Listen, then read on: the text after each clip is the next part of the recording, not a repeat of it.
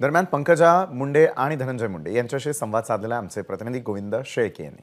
पंकजाताई या पहिल्यांदा लोकसभाचं तिकीट जाहीर झाल्यानंतर परळी विधानसभा मतदारसंघात येत आहेत आणि त्यांच्या स्वागतासाठी आपण गोपीनाथ गडावर हे माझ्यासाठी मी यापूर्वी सांगितलं की फार भावनिक क्षण आहे। 2009 ला पंकजाताई या विधानसभा मतदारसंघात पहिल्यांदा उभा राहिल्या, त्यावेळेस मी मुख्य प्रचारक आणि पुन्हा 2024 ला त्या लोकसभेला या ठिकाणी उभा राहतात माझ्या भगिनी। त्यामुळे स्वाभाविक भावनिकही आहे आणि आनंदही आहे। आणि आपण बघताय की परळी विधानसभा मतदारसंघामध्ये जे उत्साहाचं वातावरण या ठिकाणी दिसतंय, ते उत्साहाचं वातावरण फक्त परळीपुरतं नाही, बीड जिल्ह्यामध्ये नाही तर महाराष्ट्रामध्ये आहे। पण 2009 ते 2024 बरंच अंतर आहे। एक लक्षात घ्या, ज्या गोष्टी घडून येत अशा घडल्या, पुन्हा नियतीने ज्या खऱ्या अर्थानं घडल्या पाहिजे घडून येत त्या घडवल्या।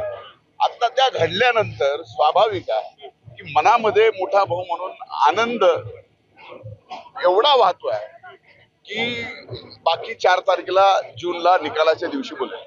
नाही, खरं 4 जूनला कळेल। 4 जूनला निकाल तर होईलच निश्चित। आणि ज्या पद्धतीने आम्ही काम करतोय त्या पद्धतीने आम्हाला विजयाकडे वाटचाल आमची होते असं मला वाटते। धनंजय जेव्हा मी 2009 ला विधानसभेला उभे होते तेव्हा माझा प्रचार त्यांनी केला। त्याच्या आधी जेव्हा ते जिल्हा परिषदला उभे होते त्यांची साथ प्रचारक मी होते।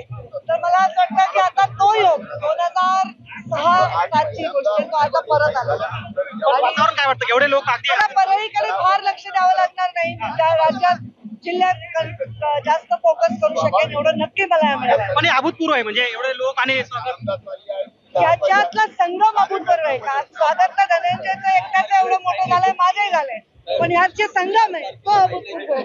अगदी हा संगम पण वेगळा आहे, म्हणजे प्रीतमताई आहेत, पंकजाताई आहेत आणि धनंजय मुंडे साहेब आहेत। मला सांगा ताई, 10 वर्ष खासदार म्हणून कुणाचाही हो फेटा आणला म्हणजे आधी फेटा आपल्याला ते दोघं म्हणले आम्ही फेटा बांधत नाही, मग म्हणलं चला ठीक आहे, ते नाही करत ते मी करून देते। पण काय वाटतं ते आज बघता हे सगळं वातावरण चांगलं आहे, छान आहे। मी तर ताईंची सावली आहेच, त्यामुळे जिथे ताई तिथे मी, त्याच्यात वेगळं काही नाहीये। काम एकत्र करण्याची संधी आता मला पहिल्यांदा मिळणार आहे, त्यामुळे वेगळा। गोविंद शेळके, एबीपी माझा, गोपीनाथ।